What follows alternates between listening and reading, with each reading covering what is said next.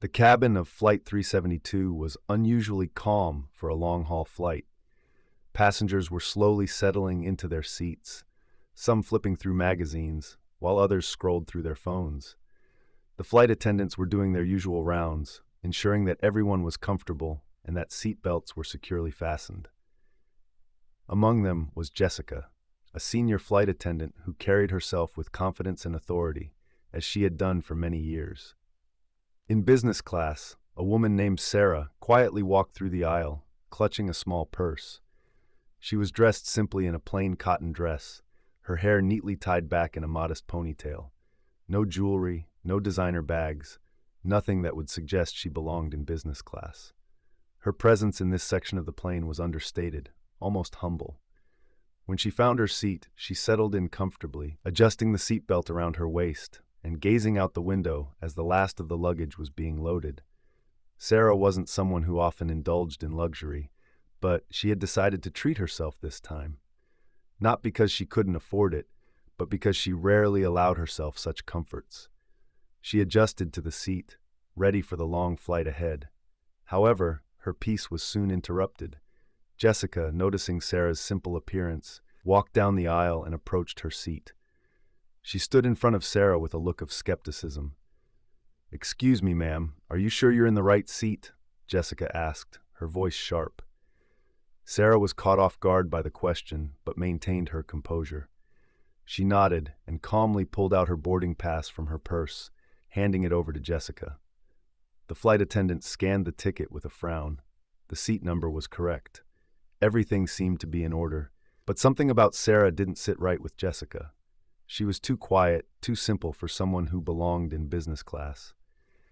The other passengers were dressed in expensive suits, adorned with jewelry and designer accessories. But this woman, she looked out of place. Jessica handed the boarding pass back with a tight smile, still eyeing Sarah suspiciously. "All right then," she muttered, before moving on.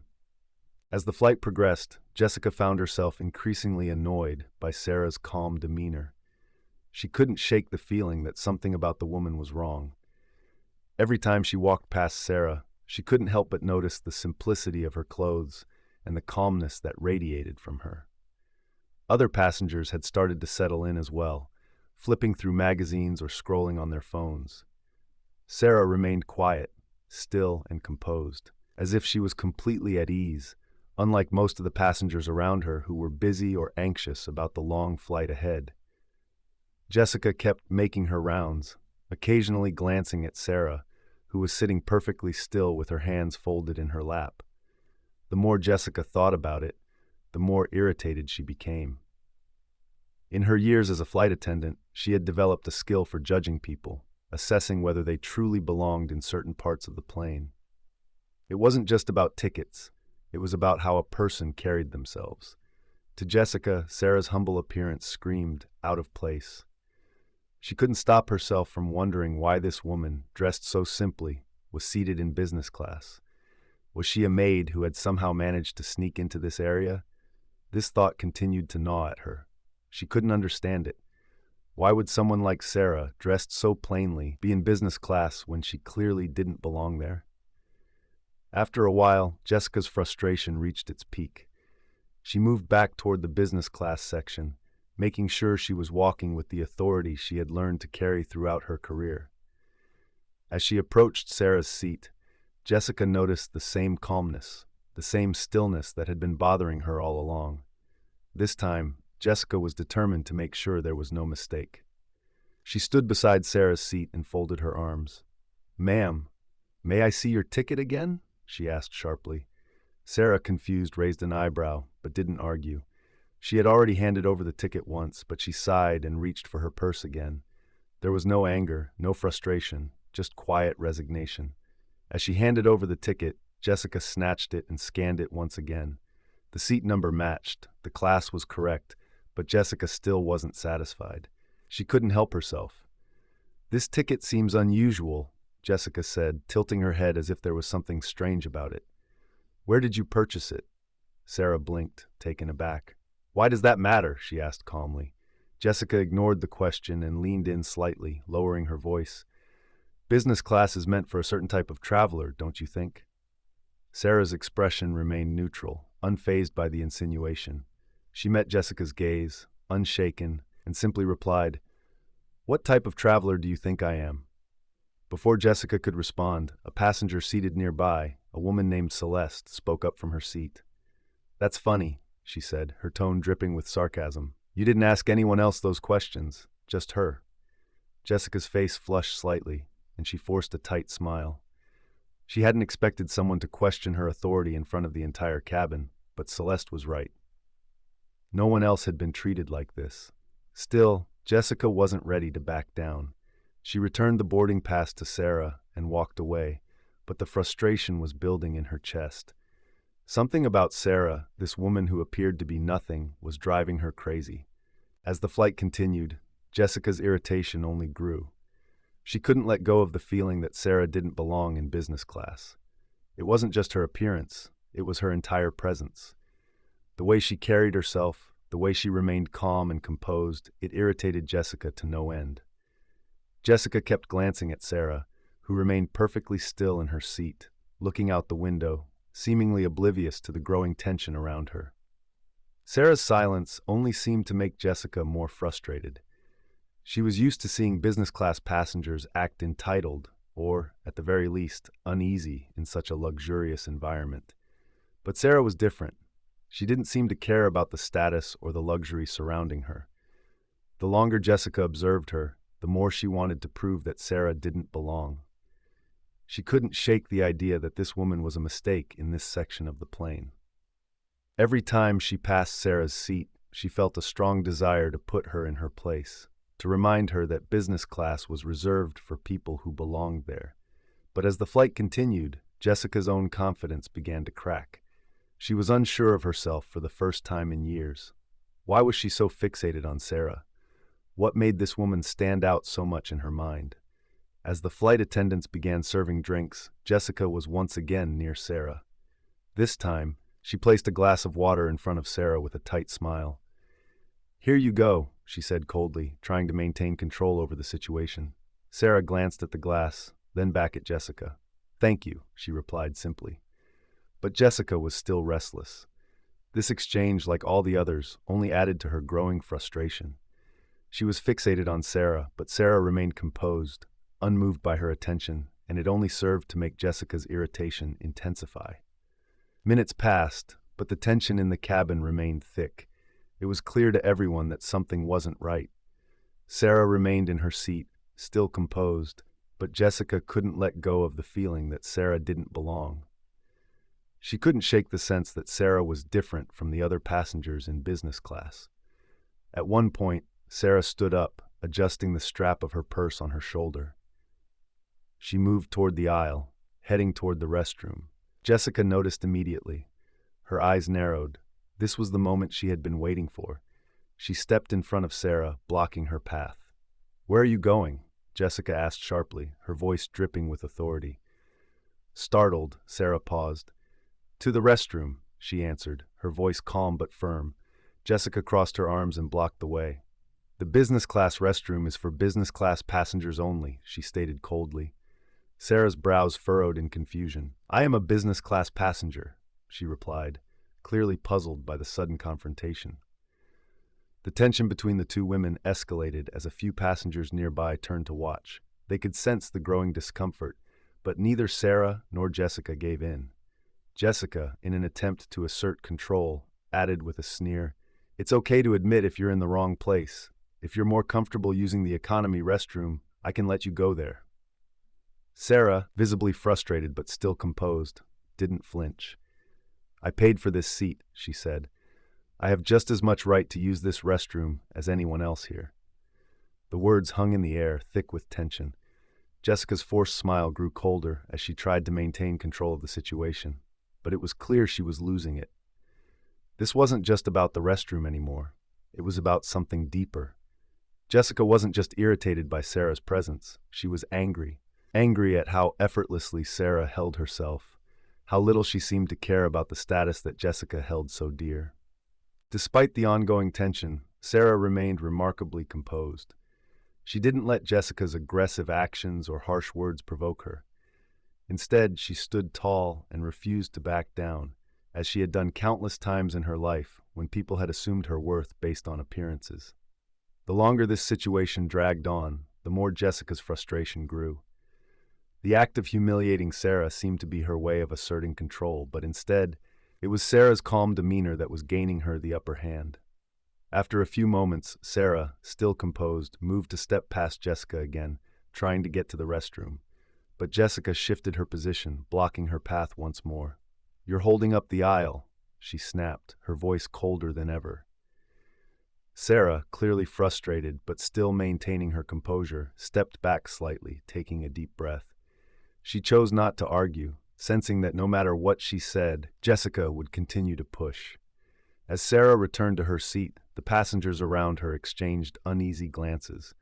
Celeste, one of the other business-class passengers, was quietly observing the entire exchange and couldn't help but comment under her breath. "That was pathetic," Celeste muttered, loud enough for Jessica to hear. Jessica stiffened, but she didn't respond. Instead, she turned on her heel and moved down the aisle, pushing the beverage cart forward, all while trying to regain her control. But inside, she was seething. The challenge wasn't just about questioning Sarah's right to be in business class. It was about trying to break her. And so far, Sarah's silence and dignity had thwarted every attempt. The rest of the flight went on as expected, but Jessica's mind wasn't on serving passengers or attending to requests. Every glance she threw Sarah's way made her more agitated. How could someone so simple, so ordinary, exude such an undeniable sense of presence? It wasn't just about appearances. It was the strength in Sarah's stillness that was slowly chipping away at Jessica's composure. The atmosphere in the cabin had begun to settle a bit, but Jessica's growing animosity towards Sarah remained. There was an underlying tension that seemed to follow them both throughout the flight. Jessica walked through the aisles trying to focus on her duties, but her mind kept returning to Sarah. She couldn't help but wonder why Sarah seemed so unaffected by everything. Most passengers, especially in business class, would have been uncomfortable with the scrutiny, but Sarah remained calm, even in the face of Jessica's harsh questioning. Then, the call light above Sarah's seat illuminated. Jessica saw it flickering, a small sign that someone needed assistance. This was the moment she had been waiting for, her chance to assert dominance once more. She walked slowly toward Sarah's seat, a thin smile forming on her lips as she approached. "Yes?" Jessica asked sharply, trying to keep the tone of authority in her voice. Sarah looked up, confused. "I didn't call for assistance," she replied. Jessica feigned surprise and looked up at the call light, which was still blinking. "Are you sure?" she asked, her voice tinged with annoyance. "The call light above your seat is on." Sarah, slightly confused, glanced up at the light, realizing she had not pressed it. "I didn't press it," she replied firmly. Jessica sighed dramatically, acting as if Sarah had somehow made a mistake. "If you don't need help, please be mindful not to press buttons you don't understand," she said, her tone dripping with condescension. Nearby passengers began to shift uncomfortably in their seats, sensing that something was off. Celeste, who had been quietly observing, couldn't help herself. "That's interesting," she said, barely audible, but loud enough for Jessica to hear. "I saw her sitting still the entire time. Are you sure the button wasn't accidentally pressed by someone else?" Jessica's expression tightened. She tried to ignore Celeste's comment, but her frustration was starting to show. She turned to Sarah, her eyes narrowing. "Next time, just be careful," Jessica said, her words forced as she turned away.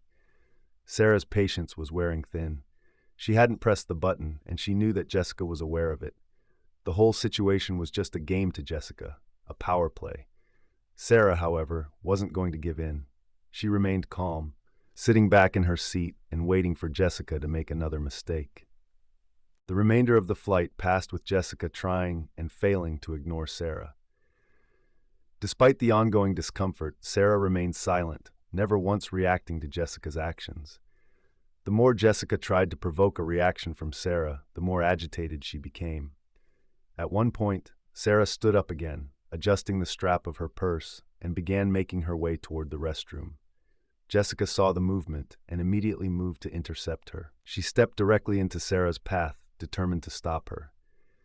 "Not so fast," Jessica said, her voice sharp. She grabbed Sarah's wrist, pulling her back from the restroom. Sarah looked at Jessica with calm eyes, confused by the sudden confrontation. "The restroom is unavailable," Jessica said, trying to sound as authoritative as possible. She stepped in front of Sarah, blocking the door to the restroom. Sarah glanced at the occupied/vacant sign, which clearly indicated that the restroom was available. "It doesn't look unavailable to me," Sarah said, keeping her voice even. Jessica's smile turned tight. "It is now," she muttered, trying to maintain control of the situation. The passengers nearby began to take notice of the confrontation. Some shifted uncomfortably in their seats, while others watched in silent curiosity. Sarah could feel the weight of their gazes, but she refused to let it show. By this point, Sarah had had enough. She wasn't going to stand here and be humiliated anymore. She had done nothing wrong, and Jessica had pushed her too far. With a calm but firm voice, Sarah said, "I paid for this seat. I have just as much right to use this restroom as anyone else." Jessica froze for a moment, surprised by Sarah's calm but unwavering response. The tension in the air was palpable, and the rest of the cabin seemed to hold its breath, waiting for something to happen. But Sarah, instead of arguing further, simply turned and walked back to her seat, leaving Jessica standing there, her pride wounded. Jessica's anger boiled over. She could feel the heat rising in her chest. How dare Sarah speak to her like that? How dare she stand her ground with such composure, as if Jessica's authority didn't matter? Jessica waited until Sarah got up again, moving toward the aisle. This time, she wouldn't just block her path, she would make sure Sarah understood her place. The next time Sarah moved, Jessica would act decisively. As Sarah stood up, Jessica followed her, blocking her path once again. But this time she didn't stop with words.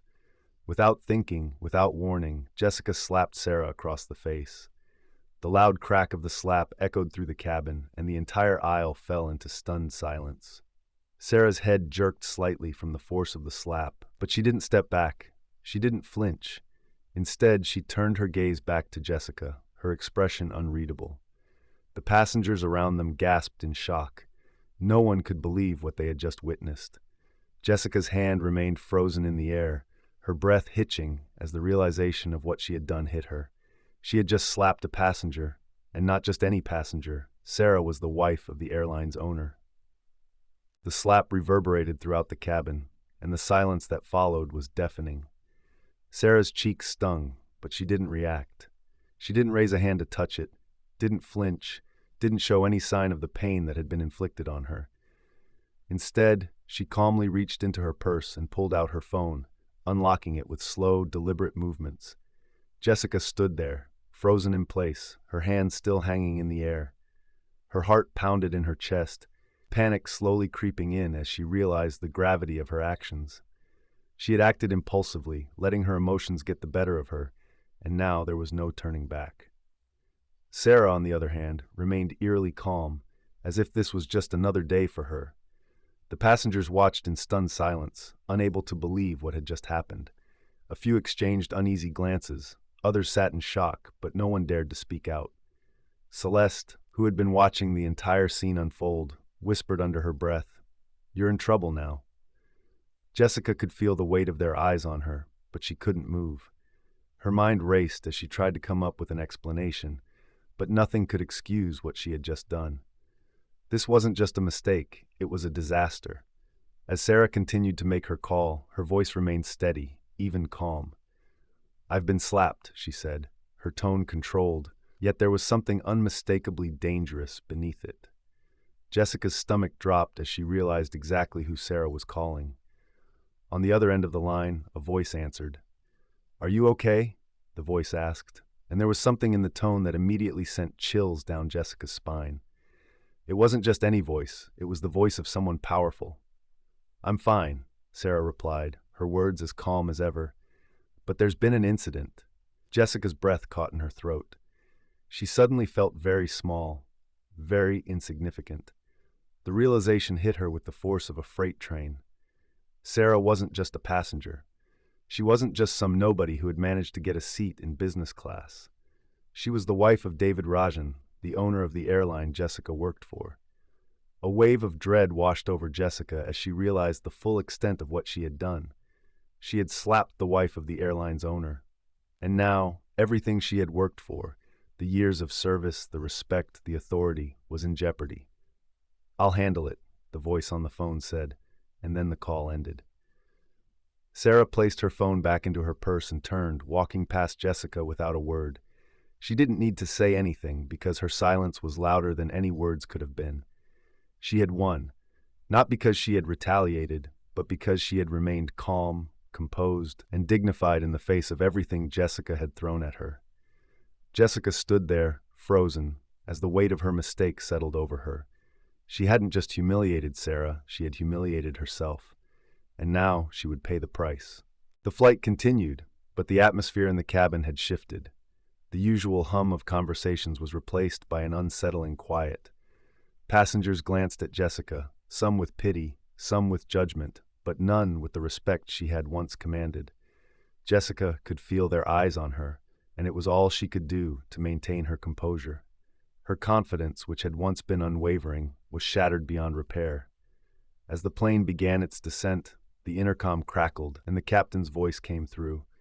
"Miss Jessica, please report to the cockpit immediately." The words cut through the silence, and Jessica's heart sank. She knew what was coming. The passengers' gazes followed her as she walked down the aisle, their eyes full of curiosity, some filled with silent judgment. Jessica kept her head down, her mind spinning. She had lost control, and now she would have to face the consequences. When she entered the cockpit, the door clicked shut behind her. The captain didn't immediately look at her, his eyes fixed on the control panel. It was clear he wasn't going to make this easy for her. But it wasn't the captain who spoke first.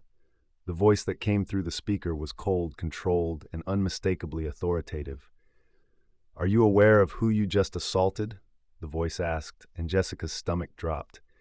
She recognized it immediately. It was one of David Rahn's senior executives.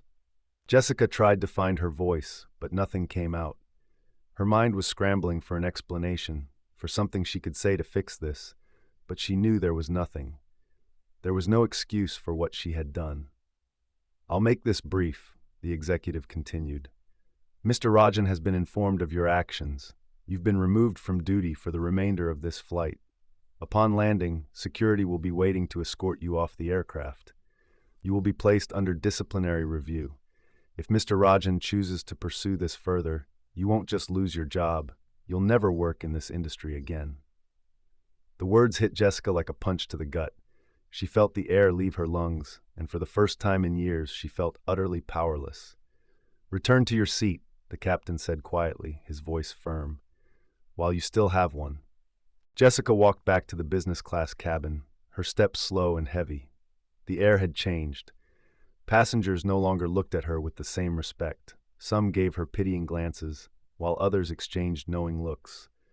The shift in how they perceived her was palpable, and every step she took felt like a step deeper into her downfall. When she reached Sarah's seat, she hesitated. She wanted to say something, anything, to explain herself, to apologize, but she couldn't find the words. Sarah remained seated, calm and composed, her expression unreadable. Jessica's throat tightened as she turned away and walked to the front of the plane. The flight attendants at the door stepped aside, their expressions neutral. No one spoke. There was no need to. The silence spoke volumes. As the plane touched down, Jessica knew her time was up. The weight of her actions pressed down on her like a crushing force, and she was about to face the consequences. As Jessica stepped off the plane and walked through the terminal, she saw them. 2 uniformed security officers waiting for her just beyond the glass doors. Their expressions were unreadable, but their presence was enough to make Jessica's stomach twist in knots. She knew what was coming. She knew she had lost everything. She had spent years building her career, climbing through the ranks, commanding respect. And now, in a single moment of arrogance, she had destroyed it all. When she reached the terminal, her legs felt like jelly. The security officers flanked her on either side, their movements steady and professional. Jessica's mind raced for a way to salvage something from the wreckage she had created, but she knew there was no solution. She had lost everything. And then, as she approached the exit, she saw him. David Rajan stood just beyond the doors, his presence commanding attention. Passengers walking past him instinctively lowered their voices, and airport staff straightened their posture. He didn't need to raise his voice to make people listen. His presence alone was enough. Jessica's heart sank as she realized who he was. She had heard his name countless times, but she had never met him in person. And now, here he was, waiting for her. David Rajan didn't say a word at first. He simply looked at her with a calm, unreadable expression. After what felt like an eternity, he turned to Sarah. "Do you want to say anything to her?" he asked calmly. Sarah studied Jessica for a long moment before shaking her head slightly. "I don't need to," she said, her voice calm and composed. The weight of those words hit Jessica harder than anything she had experienced so far. Sarah didn't need to say anything. The silence between them spoke volumes. Sarah had won, not because she had retaliated or humiliated Jessica, but because she had remained calm and composed in the face of everything Jessica had thrown at her.